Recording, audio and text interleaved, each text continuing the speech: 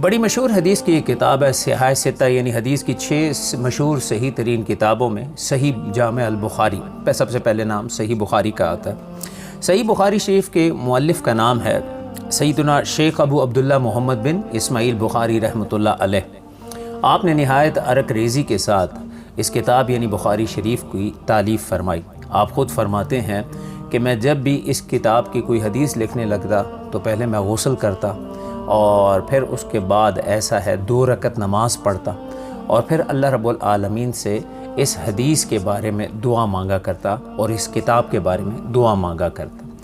آپ کی یہ دعائیں اللہ کی بارگاہ میں مقبول ہوئیں۔ آپ کو امیر المومنین فی الحدیث یعنی شعبہ حدیث کے سب سے بڑے سردار کے طور پر، سب سے بڑے امام کے طور پر امت نے نہ صرف تسلیم کیا بلکہ آپ کے نام کے تبرک سے امت اپنے سینوں کو مہکاتی رہتی ہے اور رہے گی انشاءاللہ قیامت تک۔ آپ کے والد شیخ محمد اسماعیل رحمۃ اللہ علیہ بہت بڑے عالم دین اور بہت صالح شخص۔ آپ کی والدہ ماجدہ بھی انتہائی صالحہ اور مستجاب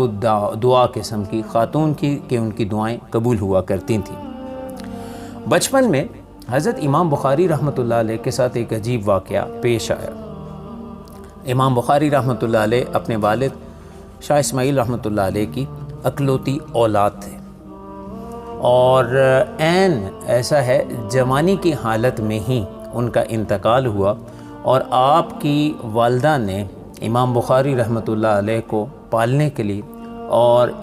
علامہ اسماعیل رحمۃ اللہ علیہ جو آپ کے والد تھے ان کی محبت میں انہوں نے زندگی بھر شادی نہ کی کہ میں اسماعیل کی نشانی بخاری کو جو ہے اسے میں عالم دین بناؤں گی اور اس پر پوری محنت کر کے اسے علم دین کے لیے وقف کروں گی۔ چھوٹی عمر تھی امام بخاری رحمۃ اللہ علیہ کی، آپ شدید آپ کو بخار ہوا، بیمار ہوئے اور آپ کی بینائی اس بخار کی شدت میں جاتی رہی۔ والدہ ماجدہ نے مختلف حکیموں طبیبوں کے پاس علاج کروایا لیکن کسی صورت میں بھی ایسا ہے شفا ہوتی نظر نہیں آتی۔ ماں کے پاس سب سے بڑا ہتھیار وہ دعا ہوتا ہے اور مومن کا سب سے بڑا ہتھیار بھی دعا ہی ہے اور اللہ کی ذات اور اس کی رحمت سے امید ہی ہے۔ چنانچہ آپ رات کے وقت نوافل پڑھتی، اپنے اس بیٹے کے لیے دعائیں مانگتی، گڑ گڑاتی اور دعا مانگتی کہ اے اللہ میرے اس بیٹے کو دین کے لیے بھی قبول فرما، اسے دین کا بڑا کام بھی لے اور اللہ اس کی بینائی بھی اسے واپس لوٹا۔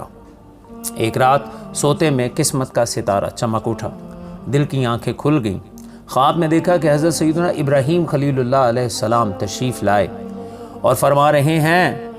کہ آپ اپنے بیٹے کی بینائی واپسی کے لیے دعائیں ایک عرصے سے مانگ رہی ہو،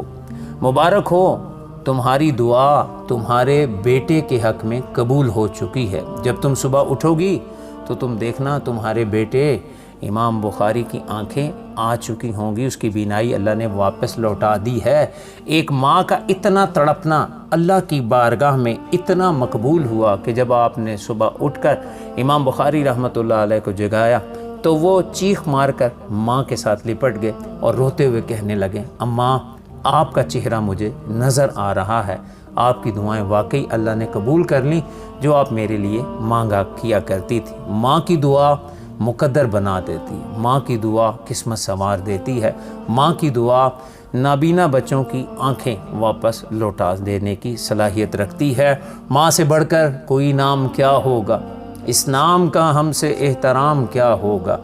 جس کے پیروں کے نیچے جنت ہے اس کے سر کا مقام کیا ہوگا۔